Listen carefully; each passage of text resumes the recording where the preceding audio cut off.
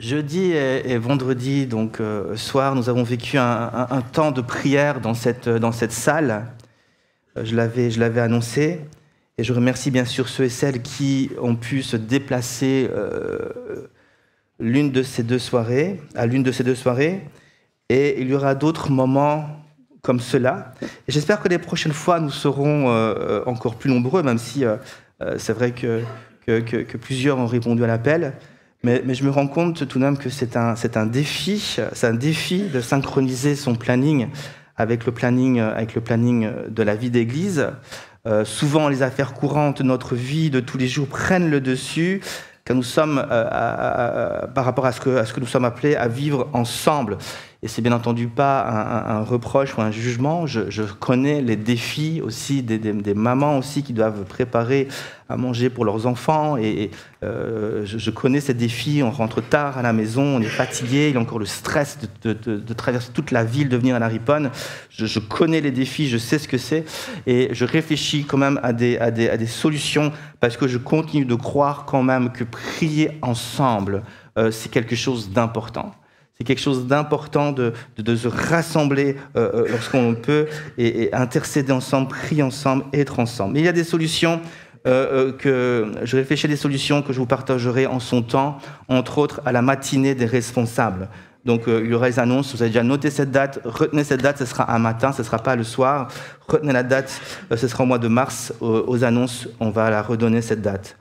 Alors ce matin, je reste dans l'esprit de ce que nous avons vécu jeudi et vendredi, et j'aimerais revenir sur une parole de Jésus que j'ai eu l'occasion de partager jeudi soir. Vendredi, on a plutôt entendu le témoignage de Samuel, et puis on a eu juste un temps de prière. Mais jeudi, je vous ai partagé un verset, et je voudrais le relire avec vous, et on va y réfléchir encore ce matin. Ça va venir. Est-ce que tu peux le faire pour moi? Voilà, il faut juste qu'elle l'enclenche. Voilà, c'est ce verset-là, Jean 14, 12, et on le lit ensemble. En vérité, je vous le dis, celui qui croit en moi fera lui aussi les œuvres que moi je fais, et il en fera de plus grandes, parce que je m'en vais vers le Père, je m'en vais au Père. Le but de ce message ce matin, c'est de comprendre, on va essayer de comprendre ensemble et de comprendre ensemble comment pouvons-nous devenir de plus en plus efficaces par la prière, dans la prière, et donc accomplir les œuvres de Dieu. Et quand je parle d'accomplir les œuvres de Dieu, je mets une parenthèse et je dis permettre aussi à Dieu d'accomplir son œuvre en moi. Comment il est possible d'être de plus en plus efficace dans la prière?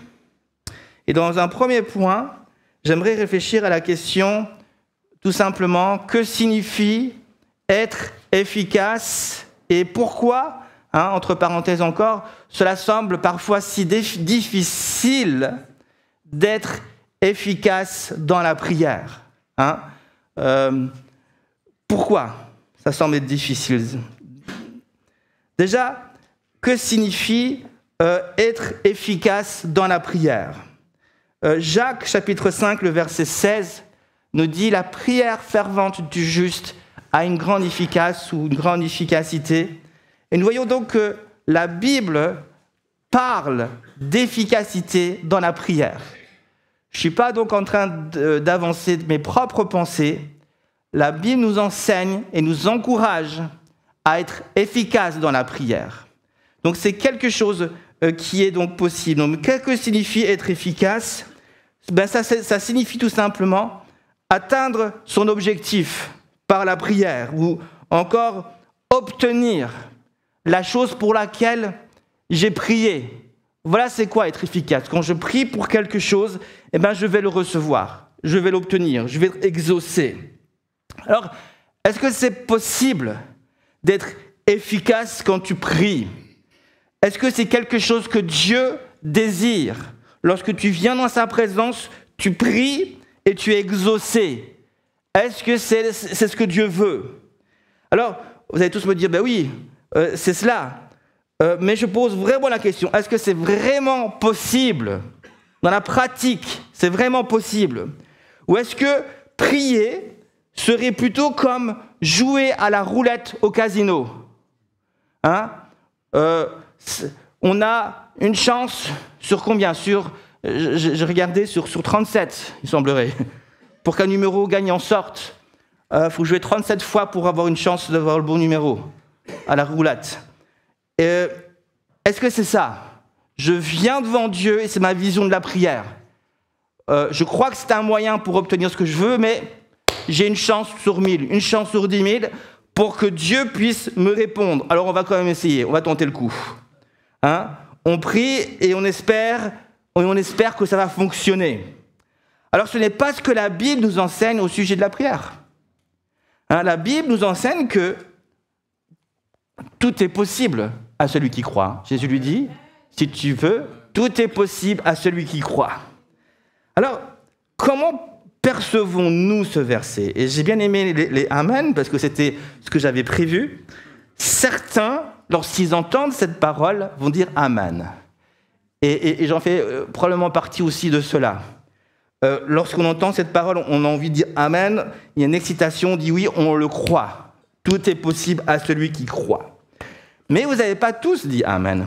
Parce qu'il y a forcément des réactions différentes. Et peut-être que vous auriez voulu le dire Amen, mais il est vrai que certains versets, on ne dit pas Amen forcément à tous les versets de la Bible. On devrait dire Amen à tous les versets de la Bible. Mais peut-être qu'il y a des versets que tu as plus de mal. Et il y a peut-être aussi, quand tu lis la parole de Dieu, des versets que tu n'aimes pas trop t'attarder sur certains versets. Tu préfères vite y aller. Ce verset-là, je ne veux pas trop le lire, je vais vite y aller. Je vais skipper, non, je sais pas, je vais aller au-dessus. En anglais, je vais au-dessus, je passe outre. Pourquoi? Peut-être parce qu'un jour tu as cru, mais tu as été déçu. La chose pour laquelle tu as prié ne s'est pas accomplie. Et aujourd'hui, on rencontre bien sûr au sein du peuple de Dieu une population des personnes qui ont cru, mais qui ont été déçues. Et qui maintenant ne peuvent plus dire Amen à ce genre de verset.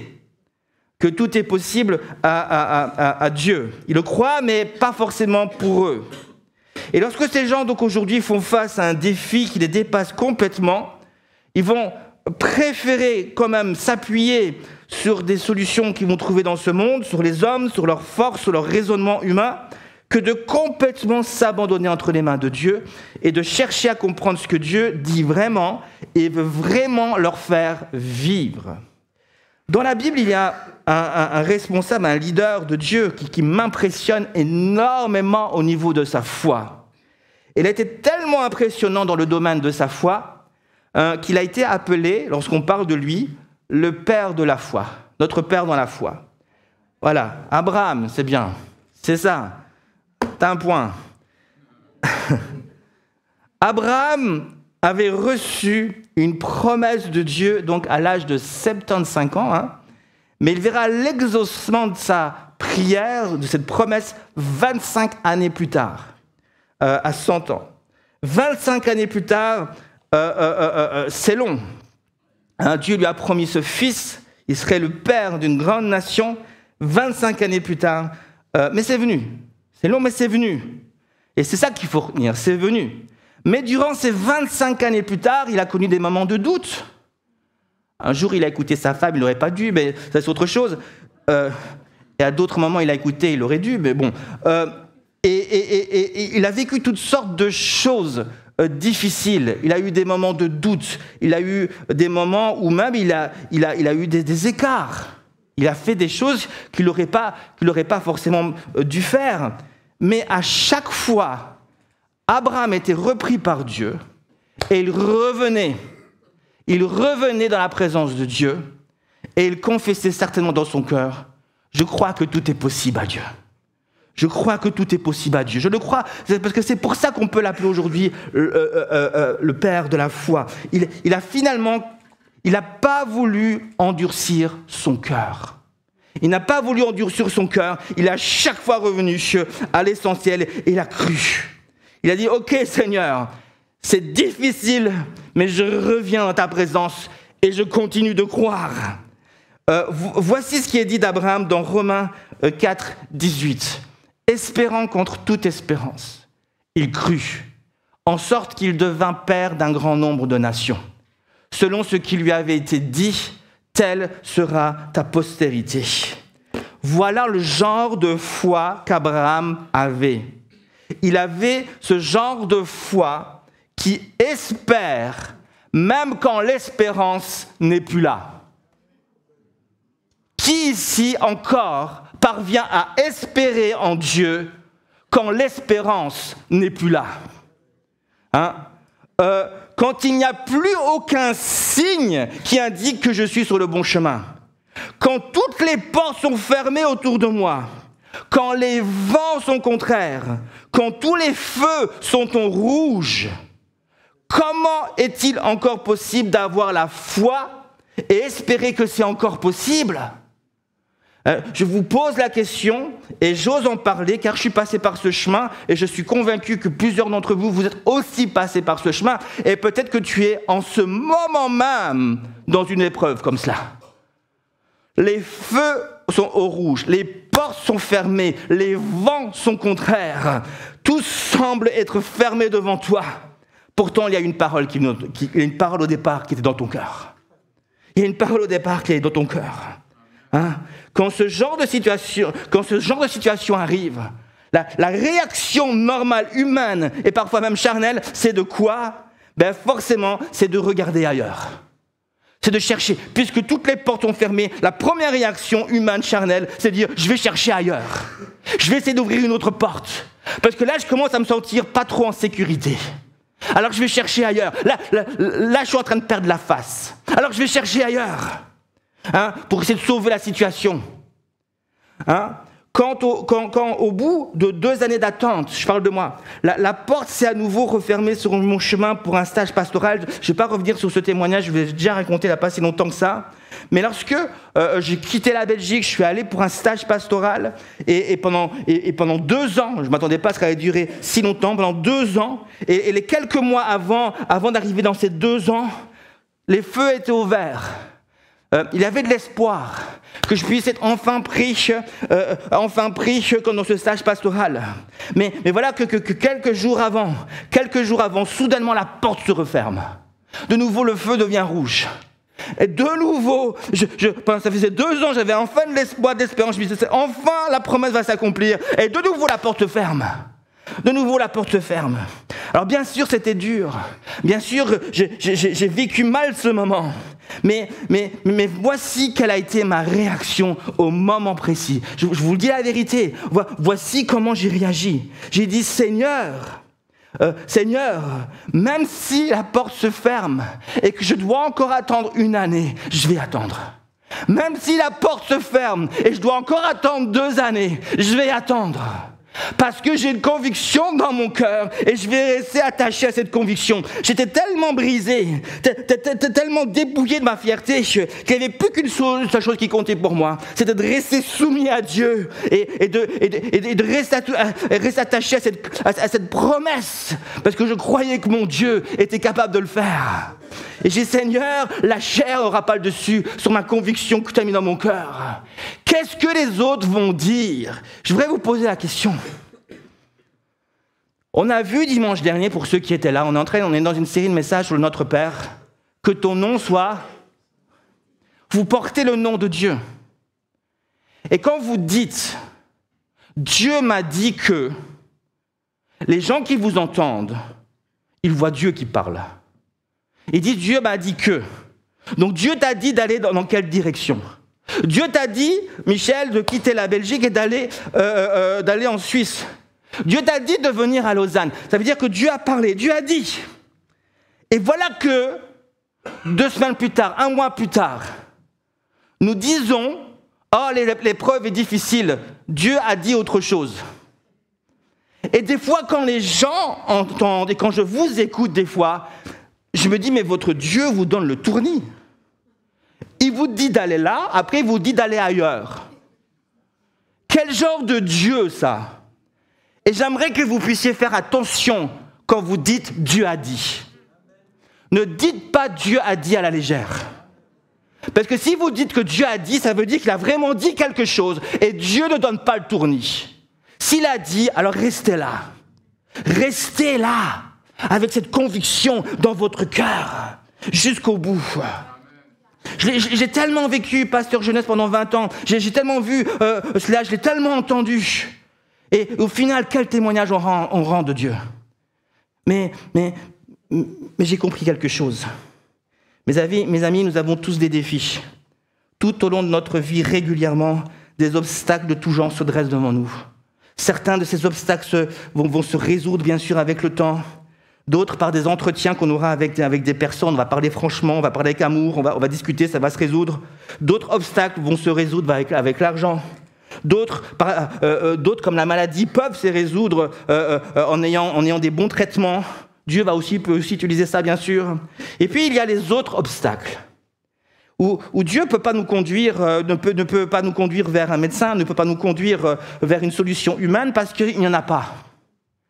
Et ce sont les obstacles où toutes les portes sont fermées. Même les meilleurs pistons ne me sont d'aucune utilité. Vous avez déjà connu ce genre d'obstacles où rien n'y fait. Rien n'y fait. Mes amis, j'aimerais vous dire qu'en tant qu'enfant de Dieu, vous avez encore la prière. Vous avez encore la prière. Un enfant de Dieu n'est jamais désarmé. Si les moyens de ce monde nous font défaut, il lui restera toujours la prière. Et la prière sera toujours son premier choix. Et j'aimerais que vous puissiez bien assimiler cette pensée. Vous avez tous ici été appelés à être efficaces dans la main de Dieu. Vous avez tous ici été appelés à faire les œuvres de Dieu et à manifester sa gloire. Mais par la prière. Et souvent, on réagit trop vite. On n'arrive pas à faire comme Abraham, espérant contre toute espérance. Parce que Dieu, c'est ce qu'on n'a pas compris, Dieu est en train de faire une œuvre. Dieu est en train de faire une œuvre dans notre vie. On veut tout de suite, mais Dieu est en train de faire une œuvre dans notre cœur. Dieu est en train de nous briser. On dit, Seigneur, moi je veux ça. Mais Dieu dit, ok, si tu veux ça, d'abord il faut que je fasse ça dans ton cœur. Vous voulez que je vous dise quelque chose? J'ai compris plus tard pourquoi Dieu a attendu si longtemps. Parce que quand je suis enfin arrivé dans ce stage pastoral, oh là là, j'ai compris pourquoi Dieu est en train de préparer mon cœur. J'étais un Belge qui vient de pâturage. Et j'arrive au milieu de Genève. Là où... c'est la ville, c'est les gens qui roulent. En Belgique, tu vois des fois de temps en temps des Mercedes ou des Audi, mais tu en vois très peu. Et c'est la ville où les voitures, où tu vois de temps en temps, tu entends le bruit d'une Ferrari ou autre. Tu arrives à Genève, dans l'église là, et les gens commençaient à dire, je le sentais dans le regard, mais qu'est-ce qui peut bien venir de bon de pâturage? Et Dieu avait besoin de préparer mon cœur à ça. Dieu avait besoin de préparer mon cœur à ça. Et Dieu m'avait suffisamment brisé pour faire face à cela. Comprenez, Dieu fait rien au hasard. Dieu fait rien au hasard. Après, les gens ont rapidement vu qui j'étais et ça s'est bien passé. Mais il a eu cette étape. Dieu ne fait rien au hasard. J'aimerais qu'on puisse aller plus loin. Dans Jean 14, verset 12. Donc, je relis ce verset. En vérité, je vous le dis, celui qui croit en moi fera aussi les œuvres que je fais, et il en fera de plus grandes, parce que je m'en vais au Père. Réfléchissons ensemble à cette parole, et je vais redire des choses que j'ai déjà dites jeudi, mais c'est important de bien comprendre. Dans cette parole, il y a 3 choses que je vais mettre en évidence. La toute première chose, c'est que cette parole est une promesse. Dieu nous promet quelque chose de juste extraordinaire. Il promet que nous, les disciples, il parle à ses disciples, je prends cette parole aussi pour moi, que nous, ses disciples, Jésus veut nous rendre capables d'accomplir les œuvres que lui-même il a faites, et il précise, mais aussi des plus grandes. Ok ? J'ai beaucoup insisté là-dessus jeudi. Et donc, rapidement, quelles sont ces œuvres, pour vous qui n'étiez pas là jeudi soir, quelles sont ces œuvres dont Jésus parle? Ce sont, bien sûr, les miracles. On l'a vu, ce sont les miracles que Jésus a fait, les guérisons, les délivrances qu'il a opérées, les lépreux qu'il a purifiés, les paralytiques qu'il a relevés et remis sur pied. Ce sont aussi les résurrections, les multiplications de pain et de poissons.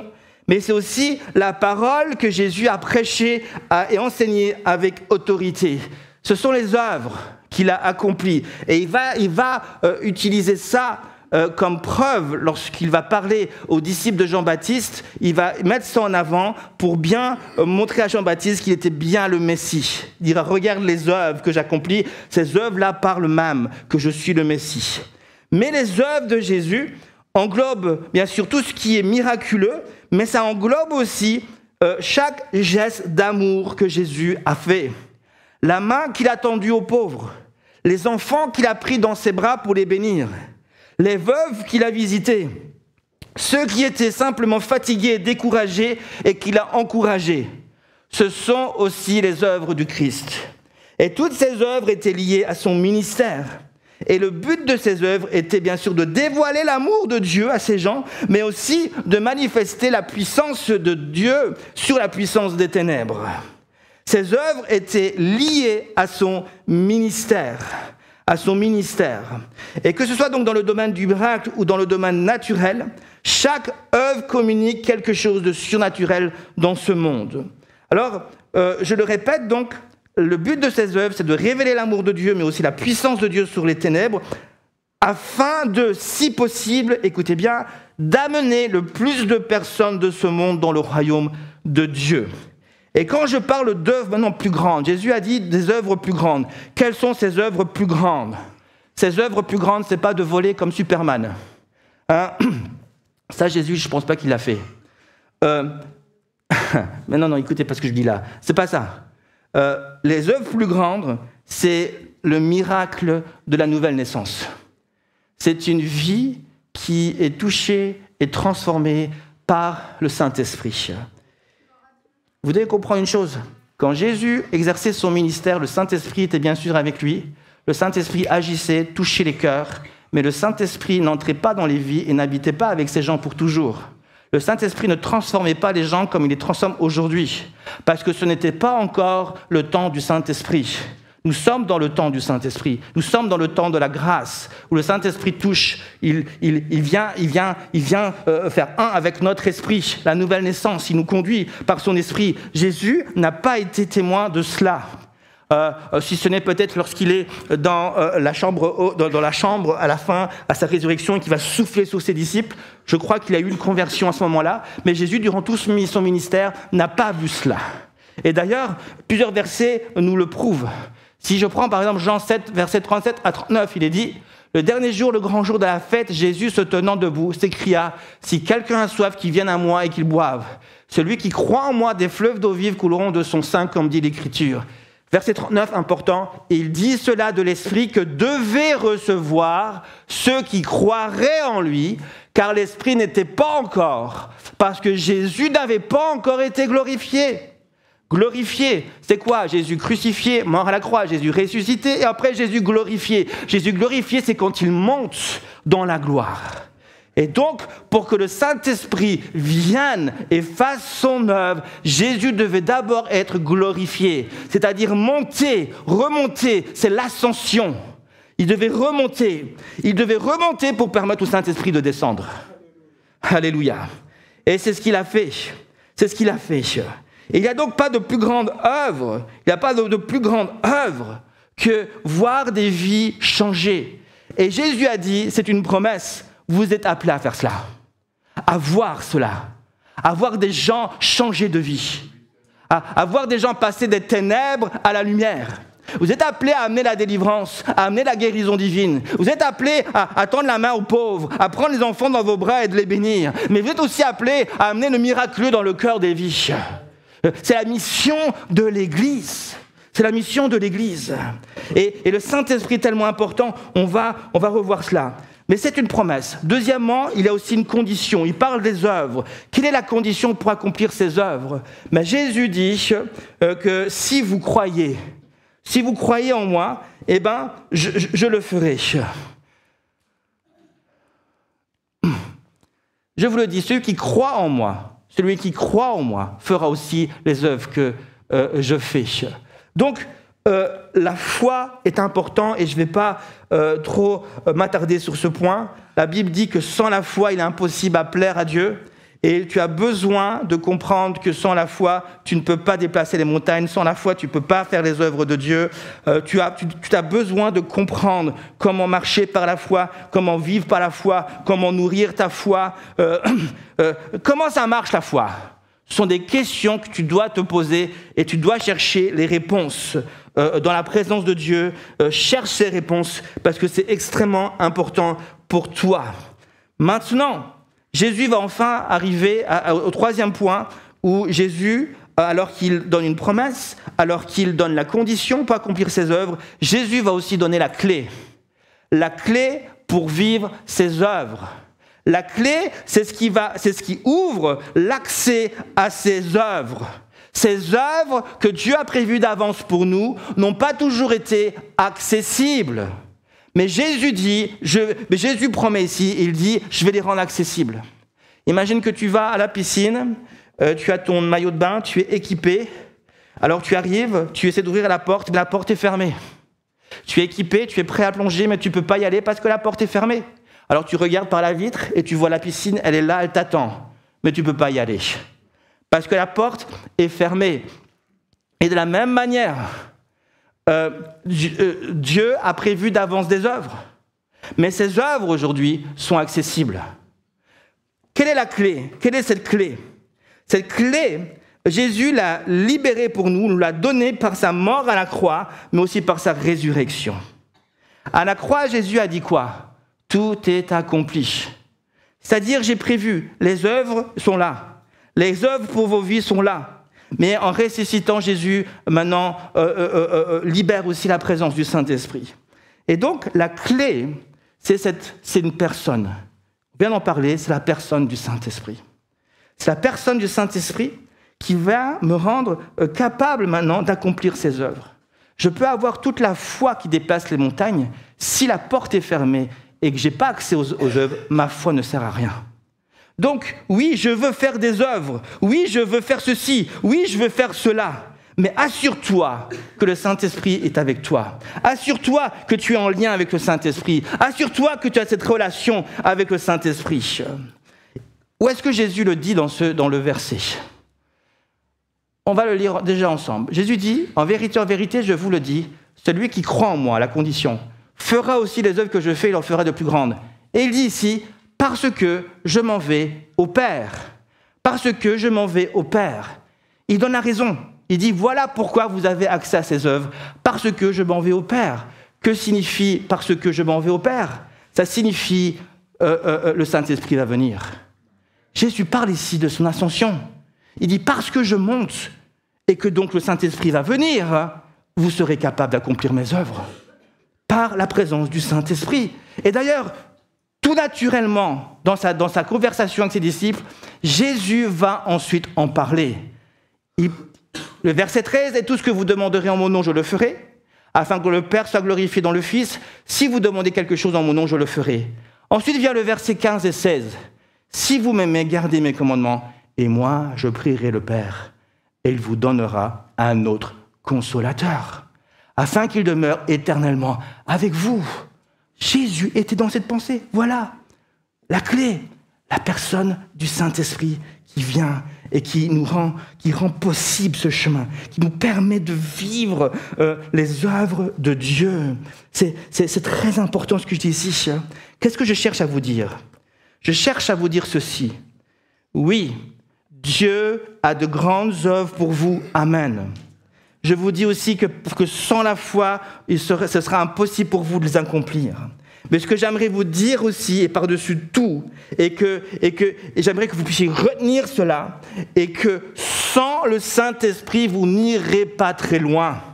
Et quand je dis sans le Saint-Esprit, je parle d'une relation avec Dieu par le Saint-Esprit.